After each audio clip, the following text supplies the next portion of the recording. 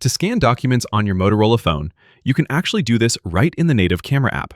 So what I'll do is open the camera, and instead of using regular photo mode, which would just take a photo of the document, I'll swipe all the way to the right where it says More, and here we have more options. I'll go with Scan, and your camera turns into a little document scanner. This part might be a little hard to see on screen, but when I point my phone at a document, it'll automatically detect it, and it'll sort of draw lines around it, cropping the scan around the dimensions of my document. When I snap a photo, it'll save the scan. Let's do another one here, maybe with the inner page of this thing, so we'll have more text in the scan. When you take a scan, you'll see a little preview, which you can tap to edit.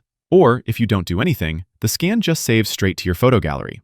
What's really nice about this, even though I was capturing these at an angle, not holding my phone directly overhead, the scanner automatically corrects that perspective, and does a pretty good job making the scan look like it came from an actual office scanner, instead of just a photo of a document. Once the scan is saved, I could, for example, tap the three dots and use Google Lens on it, which would let you copy and paste text directly from the scan we just took.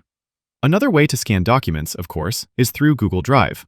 This is kind of the standard method a lot of Android users go with. Tap the little plus button, choose Scan, and it'll ask permission to use your camera. From there, you can choose Auto Capture or Manual. Auto Capture will snap the photo automatically once the document is lined up and ready. I personally prefer Manual, but same idea either way. Tap the shutter, it takes the photo, corrects the perspective, and automatically crops the document, though you can always adjust that crop afterward too. You get a nice little preview, and after that, we can save the scan to our Google Drive.